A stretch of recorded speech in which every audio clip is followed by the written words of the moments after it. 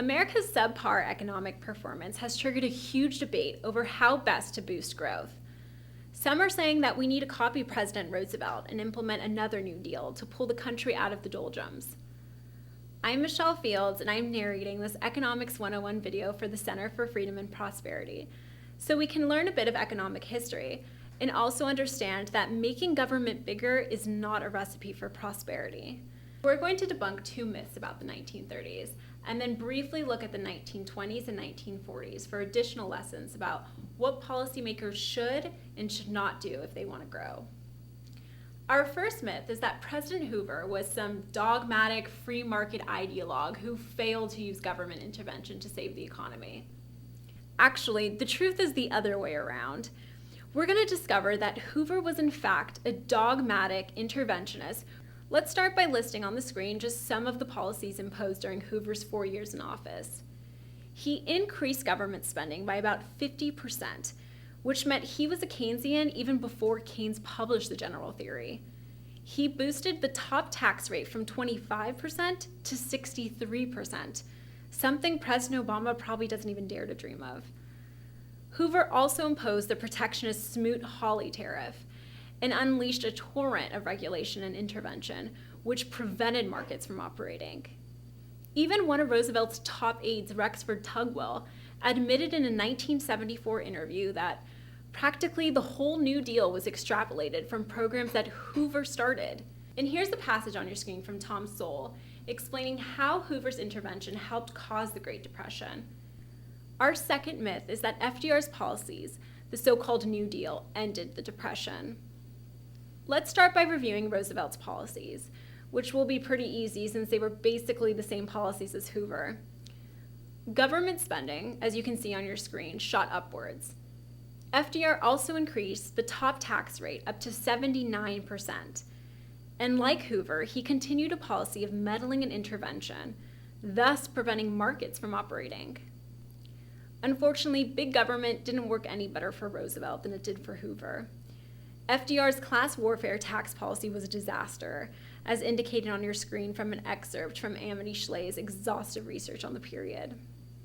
And as Walter Williams noted, the unemployment figures for FDR's first 8 years were 18% in 1935, 14% in 1936, and by 1938, unemployment was back to 20%. The research of two scholars, one from the University of Pennsylvania and the other from UCLA, is also pretty revealing. They concluded in their research about the New Deal that the recovery would have been very rapid had the government not intervened. What's more, they estimated that FDR's intervention caused the Great Depression to needlessly last an extra 7 years. But if you want a really good source, let's consider the confession of Roosevelt's Treasury Secretary. "We have tried spending money. We are spending more than we have ever spent before, and it doesn't work. We have never made good on our promises. I say after 8 years of this administration, we have just as much unemployment as when we started, and an enormous debt to boot." In other words, the New Deal was a failure.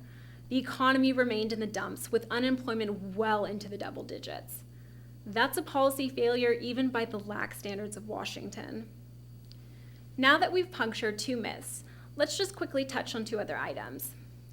It's not really well known, but all the Keynesians were terrified that the economy would fall back into a depression when the supposed stimulus of wartime spending came to a halt. On the screen is some of what Jeff Jacoby wrote on the subject. The key takeaway is that the economy did just fine because the politicians got out of the way. Actually, FDR and then President Truman didn't want to get out of the way. As explained in a column by two scholars from Hillsdale College, there were plans for a second New Deal. Fortunately, as you can see, political gridlock saved America. Our second additional item takes us from the 1940s to the 1920s. We're doing this because we want to see the right way of dealing with a downturn. President Harding had to deal with a very deep downturn, but we don't learn much, if anything, in the history books about this depression. Why? Because it ended pretty quickly thanks to policies that reduced the burden of government. Let's conclude by citing the work of the great economic historian Robert Higgs.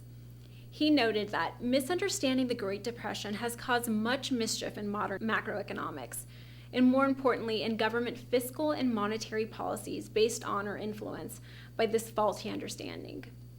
Keynesianism in particular has proven itself to be a fundamentally flawed mode of analysis, yet one that has survived, evolved, and like the zombies in the film Night of the Living Dead, keeps coming back. I'm Michelle Fields, and I hope this Economics 101 video from the Center for Freedom and Prosperity can play a small role in correcting the historical record. Please help the fight for freedom by sharing it with your friends and colleagues.